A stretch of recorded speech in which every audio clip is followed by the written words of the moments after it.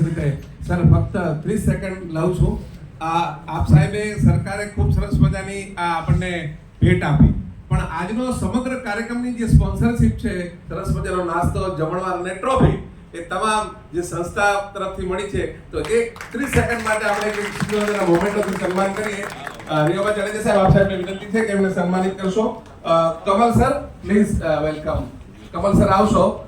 રિયોબા સાહેબને વિનંતી છે કે એમને સન્માનિત કરશો.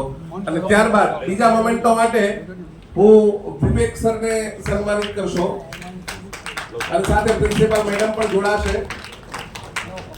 ભટ્ટાચાર્ય મેડમ, આપને પણ સાથે જોડાવા માટે વિનંતી છે. મિત્રો ખૂબ તાળીઓ થઈ જાય આપણા સૌ માટે. આવો સુંદર મજાનો હોલ, જમવાનું.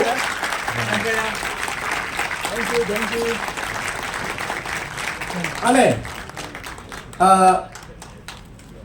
એક શિક્ષક મિત્ર છે સર, આવો સાથે જોડાવા માટે. પ્રિન્સિપલ સર, આપણે જોડાવા માટે વિનંતી છે. રિયોબા સાહેબ, આજે એમને ખાસ સન્માનિત કરશો અને એના વિવેક સર સાથે જોડાવા માટે વિનંતી છે. વિવેક સર, યસ, વિવેક સર અને પ્રિન્સિપાલ સર સાથે સ્વીકારશો. અને એક શિક્ષક મિત્રએ જાતે પેઇન્ટિંગ કરીને રિયોબા સાહેબનું સુંદર મજાનું ચિત્ર બનાવ્યું છે. એમને ભેટ અર્પણ કરવા ઈચ્છી રહ્યા છે.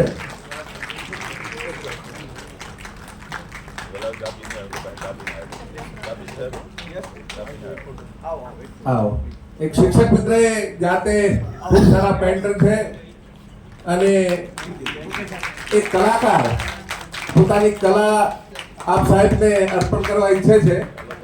ખૂબ તાળીઓ થઈ જાય આ લાગણીને, ભાવને.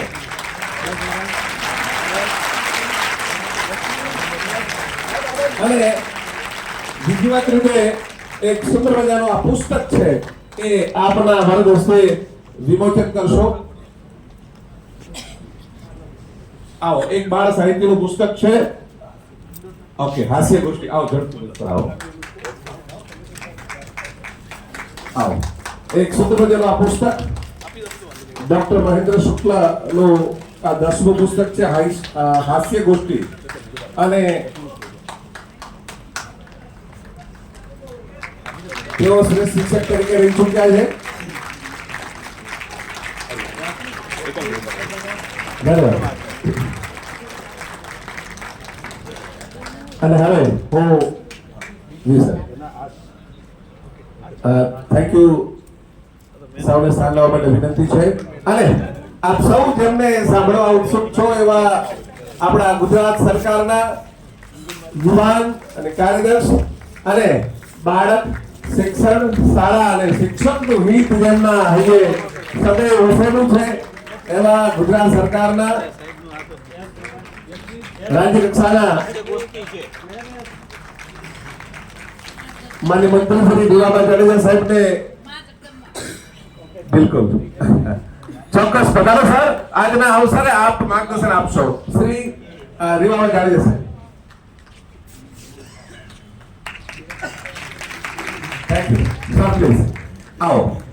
ખૂબ તાળીઓ સાથે માન્ય મંત્રી શ્રી રિયોબા જાડેજા સાહેબને આવકારશો અને આજના અવસરે એમનો શાબ્દિક પ્રસન્નતા વ્યક્ત કરવા માટે વિનંતી છે સર.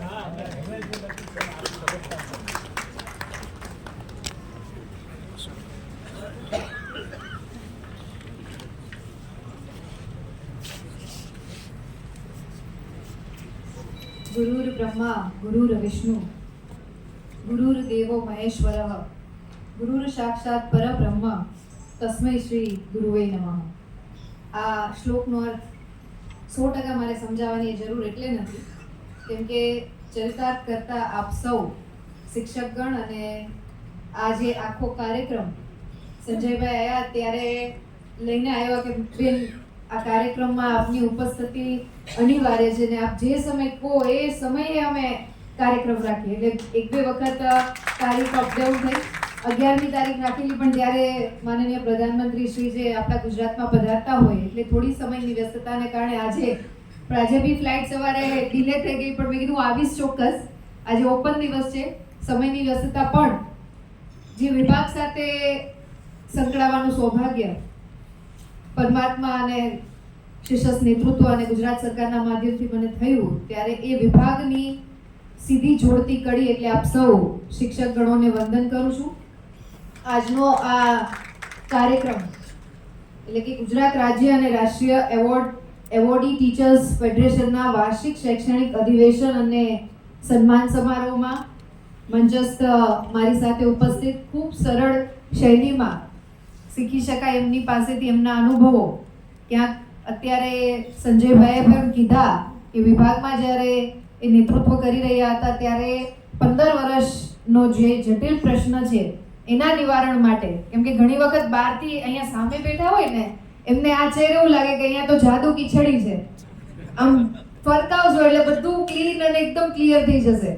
પણ ઘણા બધા ઓબ્સ્ટેકલ્સ વિધિન ધ સિસ્ટમ અમારે પણ ક્યાંક ફેસ કરવા પડતા હોય છે. એટલે કુબેરભાઈએ ખૂબ સરસ રીતે સુચારુ રૂપે બધા ઓબ્સ્ટેકલ પાર કરી અને જે સન્માન આપ સૌને અપાવવામાં જે એમનો પ્રયત્ન છે એવા માનનીય પૂર્વ કેબિનેટ મંત્રી કુબેરભાઈ ડિંડોર સાહેબ, તેમજ માનનીય વાઇસ ચાન્સેલર ચિલ્ડ્રન્સ યુનિવર્સિટી એવા શ્રી ડોક્ટર ટી.એસ. દોશી સાહેબ, માનનીય મેનેજિંગ ટ્રસ્ટી આનંદ નિકેતન સુગડના એવા વિવેકભાઈ, તેમજ જિલ્લા શિક્ષણ અધિકારી ડોક્ટર ભગવાનભાઈ પ્રજાપતિ, શિક્ષણવિદ અને સાહિત્યકાર એવા પરમ આદરણીય વડીલ શ્રી રતિલાલ બોરીસાગર સાહેબ, સ્થાપક આનંદ નિકેતન સ્કૂલ એવા શ્રી કમલ મંગલજી, એક્સ MLA બેન શ્રી વર્ષાબેન, ડોક્ટર પ્રવીણભાઈ નિમાવત, શૈલેષભાઈ, સંજયભાઈ પટેલ અને મારી સામે ઉપસ્થિત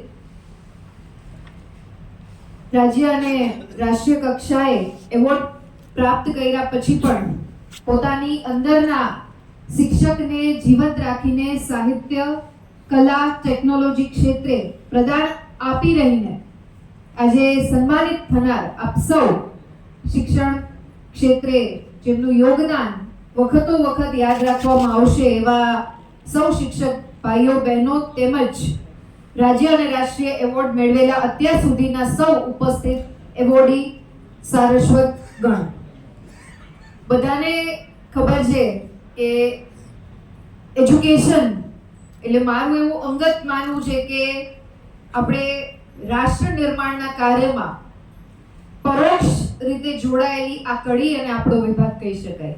જેમ બોર્ડર્સ ઉપર સૈનિકો આપણા દેશની સિક્યોરિટીને સુરક્ષિત રાખવા માટે થઈ બાહ્ય પરિબળો સામે ખૂબ જજુમી મહેનત કરે છે, દિવસ રાત ઊંઘતા નથી, એના પરિણામે અત્યારે આપણે બધા સલામત છીએ. પણ એની સાથે સાથે આ દેશને અંદરથી મજબૂત કરવાનું જો કોઈ કામ કરી રહ્યા હોય તો એ સૌ શિક્ષક ગણો છે. અને આ એક વ્યવસાય નથી. આપણને ફાઇનાન્શિયલ સ્ટેબિલિટી તો ચાલો મળે કે ભાઈ સરકારશ્રીના માધ્યમથી સરકારી નોકરી હોય, ગવર્મેન્ટ નોકરી હોય એટલે ફાઇનાન્શિયલ સ્ટેબિલિટીનો વિચાર આવે, પણ સૌથી વધારે જે આત્મસંતોષ અને સેટિસ્ફેક્શન છે એ ક્યાંક એ બાબતનું લઈ શકાય કે માતા પિતા પછી બાળકના જીવનમાં જે કોઈ અહમ રોલ છે એક શિક્ષકનો હોય છે. મને આજે પણ યાદ છે કે મારા પહેલા ધોરણના ટીચર કોણ હતા, મારા ગમતા ટીચર કોણ, મને સૌથી વધારે મજા કોની આવતી, ગણિત કોણ સહેલાઈથી સમજાવી શકતું, કોમ્પ્લેક્સ વિષયોને સમજાવી અને સરળતાથી પ્રસ્તુત કરવા ફક્ત અક્ષર જ્ઞાન માટે નહીં પણ જીવનના પણ ઘણા બધા કોમ્પ્લેક્સ વિષયોને શિક્ષકો જે રીતના જ્ઞાનના માધ્યમથી, હું દરેક જગ્યાએ એક વાતનો કુબેરભાઈ ડિંડોર સાહેબ હું ઉલ્લેખ કરું છું કે શિક્ષણ એ ફક્ત અક્ષર જ્ઞાન નથી, લખતા વાંચતા આપણે શીખવાડી દઈએ અને આવડી જાય એનાથી આપણે શિક્ષિત નથી. એજ્યુકેશન અને લિટરસીમાં બહુ મોટું અંતર છે. એજ્યુકેશનનો સાચો અર્થ સંસ્કાર સાથેનું શિક્ષણ, ભારતીય વારસો, ભારતીય પરંપરા, આપણું એસેન્સ, આપણા રૂટ્સ, એને આપણે ટુ બી કન્ટિન્યુ આવનારી પેઢીમાં કેવી રીતના એનું નિરૂપણ કરી શકીએ એનું નામ, આખી સિસ્ટમનું નામ છે એજ્યુકેશન. આપણને બધાને ખબર છે કે ભારતીય જ્ઞાન પરંપરા જે ગુરુકુળ વખતથી લઈ અને અત્યાર સુધી જેમાં ચેન્જીસ આવ્યા અને જ્યારે અંગ્રેજો ભારત ઉપર આવી અને રાજ કરતા હતા ત્યારે યંગ માઇન્ડ્સને ટ્રાન્સફોર્મ કરવાનું અને એમની સિસ્ટમમાં એનરોલ કરવાનું એમના માટે ખૂબ જટિલ બની ગયું હતું. અને ખાસ સ્પેશિયલી મેકલોને એના માટે જ ભારતમાં બોલાવવામાં આવ્યા કે એવું તે શું છે આ દેશમાં, આ દેશની ભૂમિમાં કે જેનાથી આ યુવા માઇન્ડ સતત દેશ દાજ માટે અને આ દેશને સમર્પિત થઈ અને પોતાના પ્રાણોની પણ આહુતિ આપવા તૈયાર થઈ જાય છે.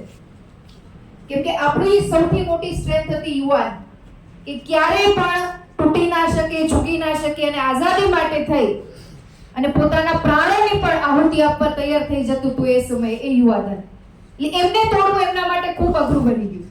મેકલો આવ્યા, એમને અભ્યાસ કર્યો અને એક નિષ્કર્ષ ઉપર એ આવીને ઉભા રહ્યા અને એ હતું આ દેશની એજ્યુકેશન સિસ્ટમ. એટલી સ્ટ્રોંગ, એટલી રૂટેડ, એટલી ગ્રાઉન્ડેડ અને ભારતીયતાથી કમ્પ્લીટલી સરાઉન્ડેડ હતી કે જેના આધારે દરેક નાના બાળકથી લઈ અને એ બાળક જ્યારે યુવાનીમાં પ્રવેશતું એના માટે રાષ્ટ્રહિત સર્વોપરીની ભાવના ખૂબ મજબૂતાઈથી ક્યાંક માનસપટ ઉપર અંકિત થઈ જતી હતી. આ નિરૂપણ કરવાનું કામ, ચાહે આપણે પ્રભુ શ્રી રામની વાત કરીએ, પ્રભુ કૃષ્ણની વાત કરીએ, એમને ગુરુકુળ પ્રથાથી શિક્ષિત થઈ અને એમના જીવનમાં પણ ગુરુનું મૂલ્યાંકન અને મૂલ્ય જે અંકિત થયેલું હતું એ ટોટલી એમના લાઈફ સ્પાનમાં આપણને બધાને ઉજાગર થતું જોવા મળે છે.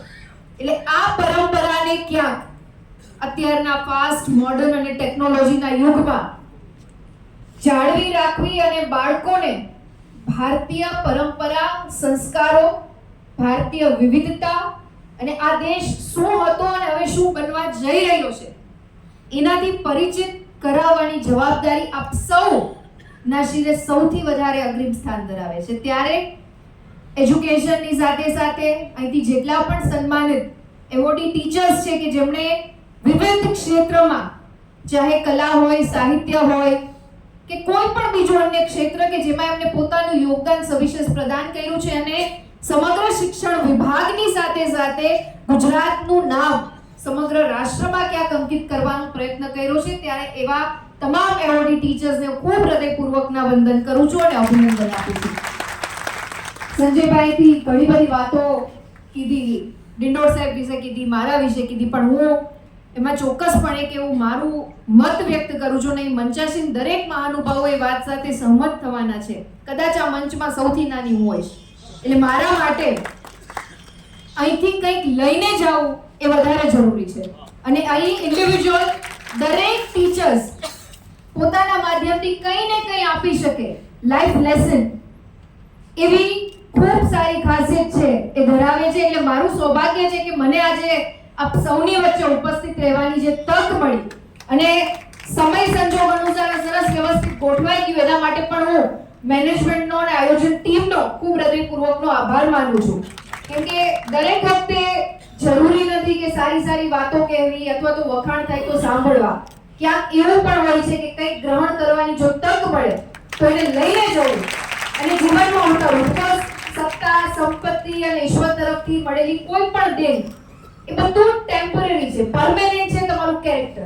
અને ટીચર્સનું character I hope and I believe સૌથી જો સ્ટ્રોંગેસ્ટ કેરેક્ટર જો કોઈ હોય સમાજ વ્યવસ્થામાં તો ટીચર્સનું કેરેક્ટર છે. બીકોઝ યુવાન બાળકથી લઈ અને યુવાની સુધી, દીકરો હોય, દીકરી હોય, એના લાઈફ સ્પાનના મોસ્ટ ઓફ ધી યર્સ આપ સૌની સાથે વ્યતીત કરતું હોય તો આપ વિચારી શકો કે ઇન્ફ્લુઅન્સ માઇન્ડમાં કેટલા લાંબા સમય સુધી સાથે રહેવાનું હોય. જીવન જીવવાની કળા જો કોઈ શીખવાડતું હોય તો એ ટીચર્સ છે. મને બી મારા ઘણા બધા શિક્ષકોના ઘણા બધા ગુણ, ઘણી બધી એમની વડ અને ઘણા બધા લાઈફ લેસન્સ મળેલા છે, જે ક્યાંક અત્યારે એવું લાગે છે કે ટીચર્સોના આશીર્વાદ હશે કે અત્યારે આ મંચના માધ્યમથી આપ સૌને સંબોધન કરવાની મને તક મળેલી. ટૂંકમાં ખાસ આજનો દિવસ સમગ્ર શિક્ષણ વિભાગ અને ગુજરાત માટે યાદગાર દિવસ બનવા જઈ રહ્યો હોય ત્યારે તમામે તમામ જે એવોર્ડીઝ છે એમાં ખાસ કરીને સાહિત્ય, કલા અને ટેકનોલોજી ક્ષેત્રે આગવું પ્રદાન કરનારા 27 શિક્ષકોને સાહિત્ય સાધના પારિતોષક, 3 શિક્ષકોને કલા સાધના પારિતોષક અને 5 શિક્ષકોને ડિજિટલ ગુરુ પારિતોષિક એનાયત કરવામાં આવ્યા છે. તે બદલ આ જે આખો વિચાર જે છે એ ફેડરેશનના પ્રમુખ ભાઈ શ્રી શૈલેષભાઈ, મહામંત્રી શ્રી સંજયભાઈ પટેલને પણ આ તકે આ મંચના માધ્યમથી અભિનંદન પાઠવવા ઘટે. એમણે ખૂબ સરસ કાર્યો અહીંથી કરી અને આ પ્રકારનું આયોજન કર્યું છે. ખાસ હું પરમ આદરણીય માનસિંહજી ચૌધરી સાહેબને ખૂબ હૃદયપૂર્વકના વંદન કરું છું. એમને એમના અથાગ પ્રયત્નોથી ગુજરાત સરકારના માધ્યમથી, શિક્ષણ વિભાગના માધ્યમથી જે રજૂઆત હતી એ ક્યાંક ફળીભૂત થઈ. અહીં ઉપસ્થિત સાહેબે બહુ વાત કરી સરસ કે ભાઈ અમે તો નિમિત્ત માત્ર બનતા હોઈએ, કોઈ આ બાબતનો જશ લેવાની વાત નથી, પણ ઈશ્વરે જે નિર્ધારિત કર્યું હોય એવા સત્કર્મોમાં નિમિત્ત માત્ર બનીએ અને આ વ્યવસ્થાના બેટરમેન્ટ માટે, કેમ કે એજ્યુકેશન સિસ્ટમ છે એ ત્રાજવા જેવી સિસ્ટમ છે. ટીચર્સ ઓરિએન્ટેડ એજ્યુકેશન સિસ્ટમ અને સ્ટુડન્ટ્સ ઓરિએન્ટેડ એજ્યુકેશન સિસ્ટમ. અમારું કામ આ બે ત્રાજવાને બેલેન્સ રાખી આખો જે વિભાગ છે એ આ બે ત્રાજવા ઉપર જ્યારે પ્રસ્થાપિત થયેલો હોય ત્યારે બેઉને બેલેન્સ રાખી શિક્ષણને જો બેલેન્સ કરવું હોય તો ટીચર્સની સાથે સાથે સ્ટુડન્ટ્સ આ બેઉ ત્રાજવાને બેલેન્સ રાખી અને આવનારા સમયમાં આપણા પરમ આદરણીય વડાપ્રધાન શ્રી નરેન્દ્રભાઈ મોદી સાહેબનું એક આગવું વિઝન છે કે ન્યૂ એજ્યુકેશન પોલિસી અંતર્ગત આપણું ગુજરાત એજ્યુકેશનમાં પાછળ ના રહી જાય. કેમ કે ગુજરાતની વાત આવે એટલે બધાની નજર ઉદ્યોગો પર હોય, પણ આપણે મેઇન એસેન્સ જે છે એને આપણે ક્યાંક બાયફર્ગેટ ના કરી શકીએ. એ આપણું એજ્યુકેશન ડિપાર્ટમેન્ટ છે. એને વ્યવસ્થિત રીતે સુચારુ રૂપે શિક્ષકોના પ્રશ્નો હોય, વધારે સારું શિક્ષણ આપણે કેવી રીતના ઉપલબ્ધ કરાવી શકીએ. આપણા વિદ્યાર્થી, ગુજરાતમાંથી ભણેલા વિદ્યાર્થીઓ રાષ્ટ્રમાં વાત આવે, આંતરરાષ્ટ્રીય ક્ષેત્રે વાત આવે તો પોતાના કલા, કૌશલ્ય અને એજ્યુકેશનથી આપણા રાષ્ટ્રનું નામ રોશન કરી શકે એ માટેની જે સિસ્ટમ છે એને બેટરમેન્ટ બનાવવાના કામ અમારા ભાગે જ્યારે આવી હોય તેમાં આપ સૌનો સહયોગ અતિ મૂલ્યવાન અને અતિ આવશ્યક છે. કેમ કે બેલેન્સમાં ક્યાંક યંગ જનરેશન અને અનુભવ એ સુચારુ રૂપે જ્યારે પેરેલલ રીતે ચાલે ત્યારે જ એક સારી સિસ્ટમ છે એ આકાર લઈ શકતી હોય છે. એટલે આપ સૌના અનુભવ પણ ખૂબ અતિ આવશ્યક છે. આપના પ્રશ્નો હોય, આપની સમસ્યા હોય અથવા તો આપના સૂચન હોય, એની ટાઈપ આવકાર્ય છે. આપના માટે અમે જેટલું કરી શકીએ એટલું ઓછું છે. બીકોઝ આપ સૌ જે ભારત અત્યારે વિકસિત ભારતની દિશામાં અગ્રેસર રહી અને આગળ વધી રહ્યું છે ત્યારે એ ભારત વિકસિત ભારતના જે નિર્માતા છે એ અત્યારના બાળકો છે જે આવનારા સમયમાં જ્યારે આ રાષ્ટ્રને આગળ લઈને ચાલવાના છે ત્યારે એના ભવિષ્યને અંકિત કરવાનું કામ આપ સૌ શિક્ષકોના માધ્યમથી થતું હોય ત્યારે પુનઃ અહીં એવોર્ડી ટીચર્સને અને પ્રોપર આખી જે આયોજનની અને મેનેજમેન્ટની કમિટી છે એમને હૃદયપૂર્વકના હું અભિનંદન પાઠવી અને વિરમું છું. પુનઃ આપ સૌની વચ્ચે મને મારા વિચારોને અભિવ્યક્તિ કરવાની તક મળી. આપ સૌને સન્માનિત થતા જોઈને ક્યાંક એવું લાગે કે ભલે નાના છીએ પણ આપ સૌની સાથે અત્યારે ઉપસ્થિત રહીને કંઈક ગ્રહણ કરી શકીએ તો આ સિસ્ટમને વધારે બેટરમેન્ટમાં આપનો જે અનુભવ છે ક્યાંક અમારા માધ્યમથી અમે પોર્ટ્રે કરી શકીએ, કન્વે કરી શકીએ એ પ્રકારની વ્યવસ્થાને હું પુનઃ હૃદયથી અભિનંદિત કરી અને વિરમું છું. આપ સૌનો ખૂબ હૃદયપૂર્વકનો આભાર માનું છું. અસ્તુ. વંદે માતરમ. જય જય ગરવી ગુજરાત. ભારત માતા કી જય.